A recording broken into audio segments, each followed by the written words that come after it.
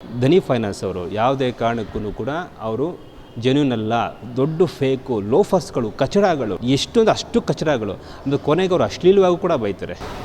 Mudra finance ಕೂಡ fraud ಆಗ್ತಾಯಿದೆ.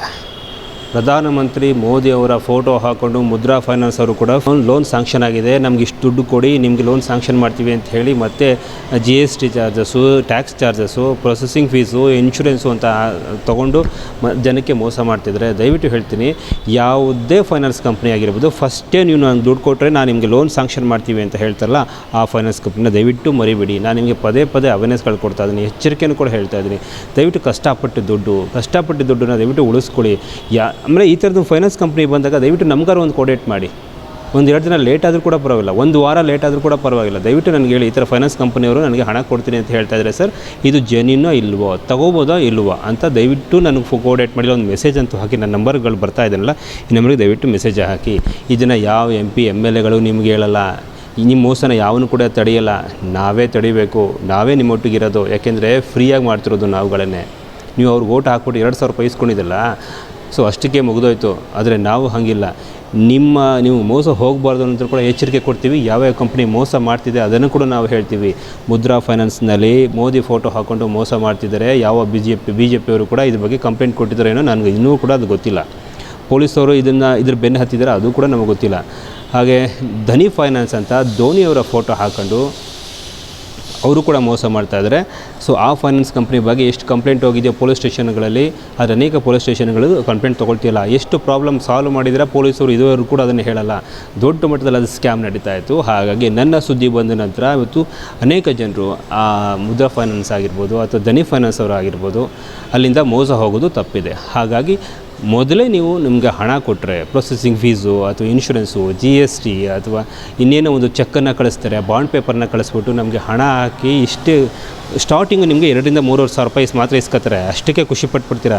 ಆಮೇಲಿಂದ ಬರ್ತಾ ನಿಮ್ಗೆ ಹೇಳ್ತಾರೆ, ನೀವು ಹಾಕಿ ದುಡ್ಡೆಲ್ಲವೂ ಕೂಡ ನೀವು ಸ್ಯಾಂಕ್ಷನ್ ಆಗಿರುವಂಥ ಲೋನ್ ಜೊತೆಗೆ ಬರುತ್ತೆ ಅಂತಲೂ ಕೂಡ ಹೇಳ್ತಾರೆ. ದಯವಿಟ್ಟು ಅದನ್ನು ನಂಬೇಡಿ. ಯಾವ ಕಾರಣಕ್ಕೂ ನಿಮಗೆ ದುಡ್ಡು ಬರಲ್ಲ. ಆ ಕಳ್ಳರನ್ನ ಪೊಲೀಸವರು ಕೂಡ ಹಿಡಿಯಲ್ಲ. ಹಿಡಿದ್ರೂ ನಿಮಗೆ ಹಣ ಅಂತೂ ಸಿಕ್ಕಲ್ಲ. ಯಾಕೆಂದರೆ ಇಂಥ ಕಂಪ್ನಿಯಿಂದ ಇಷ್ಟು ಜನ ಮೋಸ ಹೋಗಿದ್ರು, ನಮ್ಮ ಅದು ಕಂಪ್ಲೇಂಟ್ ಕೊಟ್ಟಿದ್ರು ನಮ್ಮ ಪೊಲೀಸ್ ಸ್ಟೇಷನ್ಗಳಿಗೆ. ಹಾಗಾಗಿ ಈ ಧನಿ ಫೈನಾನ್ಸಿಂದ ಅಥವಾ ಮುದ್ರಾ ಫೈನಾನ್ಸ್ ಅಂತ ಲೋನ್ ಅಂತ ಅಂದ್ಕೊಂಡು ಮೋಸ ಮಾಡ್ತಿರೋರನ್ನ ಹಿಡಿದು ಹಾಕಿದ್ದೀವಿ ಅಂತ ಪ್ರೆಸ್ ಮೀಟ್ ಅಂತೂ ಇದುವರೆಗೂ ಆ ಪೊಲೀಸ್ನವರು ಮಾಡಿಲ್ಲ. ನಮ್ಮ ಹತ್ರನೂ ಕೂಡ ಅವ್ರು ಕೇಳಿಲ್ಲ. ಸೊ ಕೇಳಿದರೆ ಪೊಲೀಸರಿಗೆ ನಾನು ದಾಖಲೆ ಕೊಡೋಕ್ಕೆ ನಾನು ರೆಡಿ ಇದ್ದೀನಿ. ಯಾವ ಸ್ಟೇಷನ್ ಕರ್ನಾಟಕದಲ್ಲಿ ಯಾವುದೇ ಭಾಗದಲ್ಲಿ ಸ್ಟೇಷನ್ ಅವರು ಬೇಕಾದ್ರೆ ನನ್ನ ಪೊಲೀಸರು ಸೈಬರ್ ಸ್ಟೇಷನ್ಗೆ ಯಾರು ಕಂಪ್ಲೇಂಟ್ ಕೊಟ್ಟಿದ್ರು ನನಗೂ ಕೂಡ ಹೇಳ್ಬೋದು. ಹಾಗಾಗಿ ಎಷ್ಟು ಜನ ಮೋಸ ಹೋಗಿದ್ದಾರೋ ಅವ್ರಿಗೆ ವಾಪಸ್ಸಂತೂ ದುಡ್ಡು ಹೋಗಿಲ್ಲ. ಈಗ ಕೆಲವರು ಚೈನ್ ಕಳ್ಳ ಅವ್ನು ಸಿಕ್ಕಿದ, ಅವ್ನಿಗೆ ದುಡ್ಡು ಕೊಡ್ತಾರೆ. ಅಥವಾ ಬೈಕ್ ಕಳ್ಳ ಸಿಕ್ತಾ, ಬೈಕ್ನ ಅವರು ಒಂದೊಂದಷ್ಟು ಕೊಡ್ತಾರೆ. ಮೊಬೈಲ್ ಕಳ್ಳ ಸಿಕ್ತಾ, ಮೊಬೈಲ್ನ ಕೊಡ್ತಾರೆ. ಹಾಗೆ ಈ ಥರ ಫೈನಾನ್ಸ್ ಕಂಪ್ನಿಯಿಂದ ಎಷ್ಟು ಜನ ಮೋಸ ಹೋಗಿದ್ರೆ ಫೈನಾನ್ಸ್ ಕಂಪ್ನಿನ ಯಾವತ್ತೂ ಕೂಡ ಪೊಲೀಸರು ಹೊರಗಡೆ ಹಾಕಲ್ಲ, ಆ ಹೆಸರನ್ನ ಹೇಳಲ್ಲ. ಅದು ಕೂಡ ಒಂದು ನಮಗೆ ಬೇಜಾರಾಗುತ್ತಪ್ಪ. ಸೊ ಎಷ್ಟು ಸೈಬರ್ ಕ್ರೈಮ್ನಲ್ಲಿ ಸ್ಟೇಷನ್ಗಳಲ್ಲಿ ಕಂಪ್ಲೇಂಟ್ಗಳಾಗ್ತಿದೆಯೋ, ಯಾವ್ಯಾವ ಕಂಪ್ನಿಗಳಾಗ್ತೋ ಅದನ್ನು ಕೂಡ ಪೊಲೀಸ್ನವರು ತಮ್ಮ ಡಿಸ್ಟ್ರಿಕ್ಟ್ ಪೇಜಸ್ ಇರುತ್ತಲ್ಲ, ಪೊಲೀಸ್ ಡಿಪಾರ್ಟ್ಮೆಂಟ್ ಡಿಸ್ಟ್ರಿಕ್ಟ್ ಪೇಜಸ್ ಇರುತ್ತಲ್ಲ, ಸೊ ಆ ಪೇಜ್ನಲ್ಲಿ ಅವರು ಅದನ್ನು ಮೆನ್ಷನ್ ಮಾಡಿ ದಯವಿಟ್ಟು ಇಷ್ಟು ಜನ ಮೊಬೈಲ್ ಕಳ್ಳರನ್ನ ಹಿಡಿದಿದ್ದೀವಿ ಅಂತ ಹೇಳ್ತೀರಾ, ಚಿನ್ನ ಕಳ್ಳರನ್ನ ಹಿಡಿದಿದ್ದೀವಿ ಅಂತಲೂ ಕೂಡ ಹೇಳ್ತೀರಾ. ಹಾಗೆ ಫೈನಾನ್ಸ್ ಕಂಪ್ನಿ ಯಾವ್ಯಾವ ಮೋಸ ಆಗ್ತಿದೆ, ನಿಮ್ಗೆ ಯಾವ್ಯಾವುದು ನಿಮ್ಮ ಹತ್ರ ಬಂದು ಕಂಪ್ಲೇಂಟ್ ಕೊಟ್ಟಿದ್ದಾರೆ ಎಲ್ಲ ಸ್ಟೇಷನ್ಗಳಿಂದಲೂ ಕೂಡ ಒಬ್ಬ SP ಆಗಿರ್ಬೋದು ಅಥವಾ ಕಮಿಷನರ್ ಆಗಿರ್ಬೋದು ಆ ಡೀಟೇಲ್ಸ್ನ ತೊಗೊಳ್ಳಿ. ಈ ಕಂಪ್ನಿಗಳು ಕೂಡ ಫ್ರಾಡ್ ಅಂತ ಅದನ್ನು ಕೂಡ ಹೇಳಿ, ಅದನ್ನು ಪ್ರೆಸ್ ಮೀಟ್ ಮಾಡಿ, ಇಲ್ಲ ನಮ್ಮನ್ನು ಕೂಡ ಕೋಆರ್ಡಿನೇಟ್ ಮಾಡಿ, ಹೇಳ್ತೀವಿ ಯಾವ ಕಂಪ್ನಿಗಳು ಮೋಸ ಆಗ್ತಿದೆ ಅಂತ. ಸೊ ಹಾಗಾಗಿ ಸಾರ್ವಜನಿಕರಿಗೋಸ್ಕರ ನಾನು ಅವೇರ್ನೆಸ್ ಕೊಡ್ತಾಯಿದ್ದೀನಿ. ಅದಕ್ಕೋಸ್ಕರ ಯಾರೂ ಕೂಡ ಮೋಸ ಹೋಗಬೇಡಿ. ಹೋದರೆ ನಮಗೆ ಹೆಚ್ಚು ಬೇಜಾರಾಗುತ್ತೆ, ನಮಗೆ ನೋವಾಗುತ್ತೆ. ರಾಜಕಾರಣಿಗಳಿಗೆ ಏನೂ ಆಗೋಲ್ಲ, ಅವ್ರು ನಿಮ್ಗೆ ನೋವು ಕೊಡೋಕ್ಕೆ ಇಟ್ಟಿರೋದು ಅವರೆಲ್ಲ. ಸೊ ಹಾಗಾಗಿ ಒಂದು 4-5 ಕಾಮಗಾರಿ ಕೆಲಸ ಮಾಡಿಬಿಟ್ಟು ನಾವು ದೊಡ್ಡ ನಾಯಕ ಅಂತ ಪೋಸ್ ಕೊಡ್ತಾರೆ. ಸೊ ಅದೆಲ್ಲ ಬಿಟ್ಬಿಡಿ. ಇದು ಕೂಡ ಒಂದು ಕೆಲಸಗಳೇ. ತಾಲೂಕಿನಲ್ಲಿ ಎಷ್ಟು ಜನ ಮೋಸ ಹೋಗ್ತಿದ್ರು ನೇರವಾಗಿ ನನ್ನ ಹತ್ರ ಬಂದು ಮಾತಾಡ್ತಿದ್ದಾರೆ, ನನಗೆ ಫೋನ್ ಮಾಡ್ತಾಯಿದ್ದಾರೆ. MLAಗಳಿಗೆ ಹೇಳ್ತಾ ಇಲ್ಲ, ಕಾರ್ಪೊರೇಟರ್ಗಳಿಗೆ ಹೇಳ್ತಾ ಇಲ್ಲ, ಆ MP ಗಳಿಗೂ ಹೇಳ್ತಾ ಇಲ್ಲ, ಅಥವಾ MP MLA ಚೇಲಗಳಿರ್ತಲ್ಲ ಅವ್ರುಗಳಿಗೆ ಹೇಳ್ತಾ ಇಲ್ಲ, ನನಗೆ ಹೇಳ್ತಾ ಇರೋದು.